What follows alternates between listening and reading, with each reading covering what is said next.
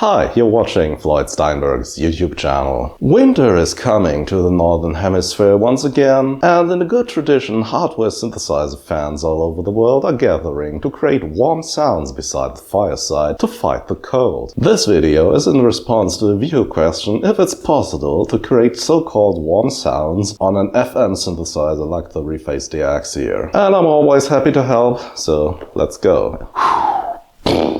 Well, in preparing this video, I watched a lot of YouTube tutorials chasing that elusive warm sound, and basically, while they're disagreeing on certain things, one thing is clear: it has a lot to do with beliefs and nostalgia, what a warm sound is. And many people agreed that the Roland Juno 60 is capable of producing warm sounds. And I don't own one, but I have the Jura plugin on MPC-1, which experts agree is a very accurate depiction of the Roland Juno 60. So there's a section here in the preset sounds, by the way, which are really good, called soft pads. So I guess we're finding those warm sounds here. Let's listen to some of them.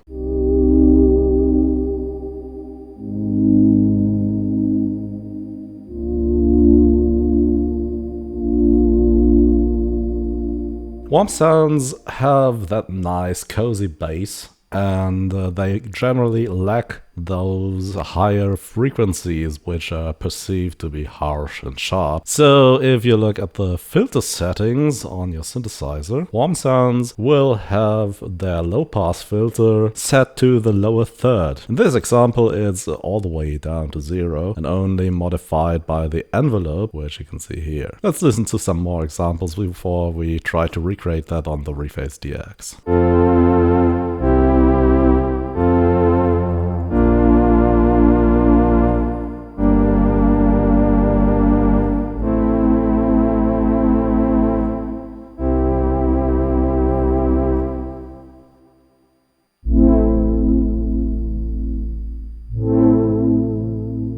I like this sound in particular. It's got that warm, powerful bass sound. Oh, that's really nice. Okay, let's try to create this one on the Reface DX, which is a digital FM synthesizer. I've initialized my voice here, and this is a sine wave. Per default, a sine wave should be a warm sound because there are no overtones, it's a pure sound. But of course, this is a bit bland. So let's try to maneuver this into the territory of so-called warm sounds. First thing you want to do is, this is beginning too abruptly and ending too abruptly. So if you compare it to this sound, you can hear it's beginning a little bit more slowly, filters are opening, and it's not ending immediately when you release the keys. Press the edit button and then let's edit the envelope for the carrier. On an FM synthesizer, we've got carriers and modulators instead of saw waves and filters, so it's the other way around, so to speak. The envelope is distributed to 2 pages on the Reface DX. You can adjust the level and the rate. We want to adjust the rate here first and make it begin slower. Around 60 should be nice. We also want the decay phase to be a little bit more slow. Generally, everything should be a little bit more subtle here. We don't want to move too fast. Okay, and now let's edit the levels. We want this to reach a peak and then fade away slightly and then fade away quickly. The first level should be 127 and the second one a little bit less, and then the sustain phase will be somewhere in the middle, like this.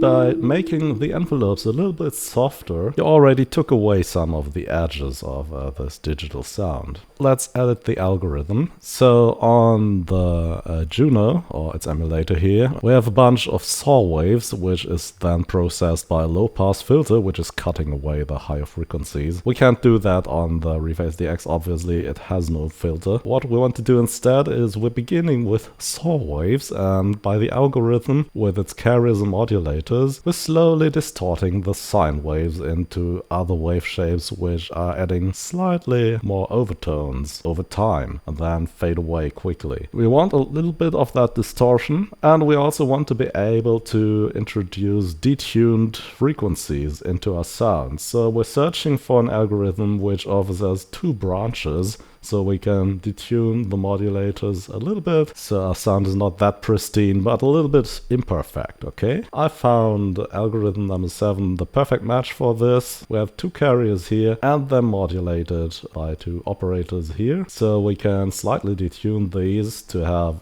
that rich and full sound. Now, this didn't change anything yet.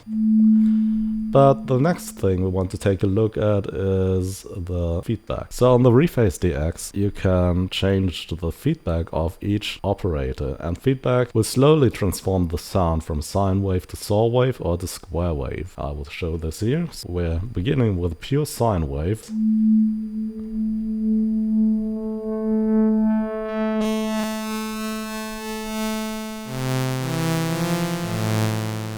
So obviously this is not the sound we're searching for. We don't want to go all in with the feedback, especially since we're going to introduce the feedback we want using the modulators. So dial this down and be really, really subtle about it. As you can hear, we've moved from a sine wave to a slightly bit more brass sounding sound now.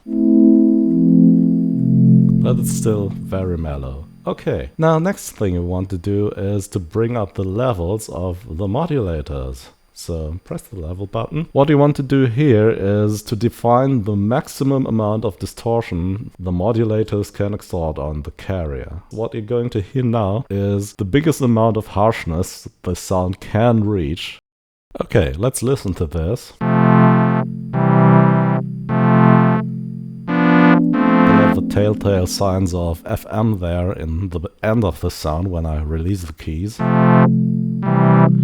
That's this typical plastic sound, but we want to avoid that, and we can avoid this by editing the envelopes of the modulators. So once again, we want to be really, really subtle. With the envelopes, you can now define how strong the modulators can do their thing on the carrier. Press the EG level button twice, then we can work on the envelopes for each modulator. And I'm going to do this now. What I want to do here is to add a slow attack and a slow release, a slow decay. So we are having that impression of opening a filter and closing a filter once again, because the modulator is growing stronger and then releasing softly.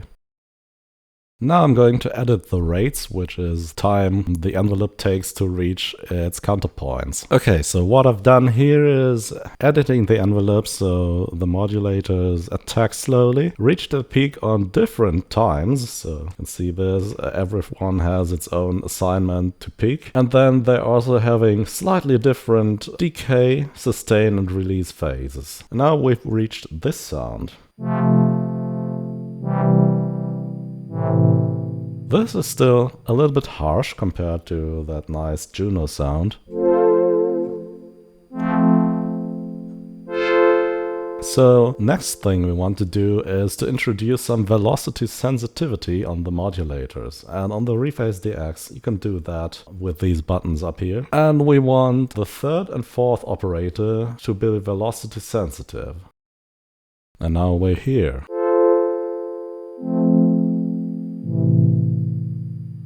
Much better. But what we want to do now is we want to introduce a little bit of detuning. Once again, go to operator 2 and then let's detune this just a little bit, which is possible on the first page. And we're really just moving this by +1 here, and now we're here.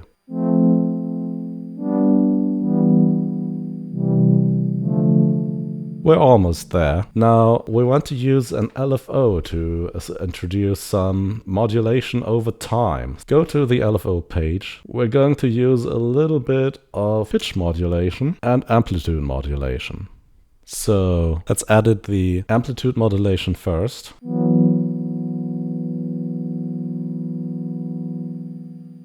So now the modulators are modifying their strength based on the LFO, which means we have a variation of the brightness of the sound over time, which sounds like this.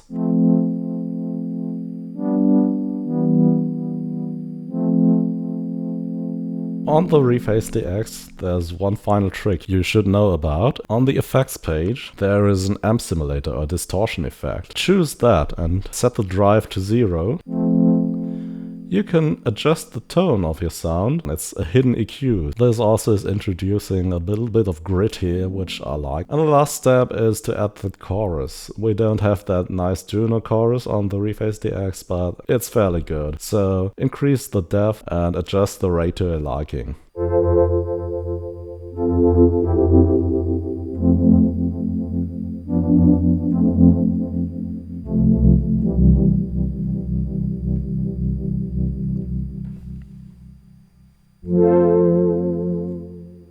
Okay, and that's it. A warm sound on the Reface DX. Let's compare this.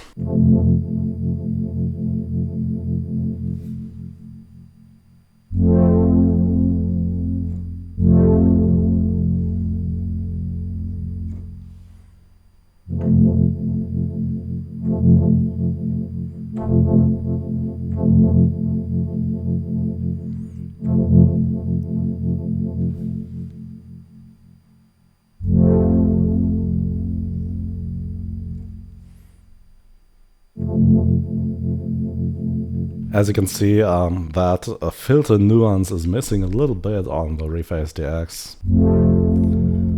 Yeah, this filter sweep just sounds a little bit more satisfying on the Juno 60.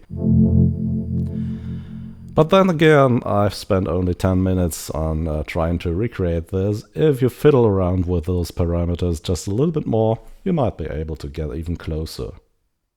Yeah, and that's it for today. Warm sounds on a digital synthesizer. And if you think this was an interesting YouTube video, please consider subscribing to my channel. As always, thanks for watching and see you again very, very soon. Bye bye.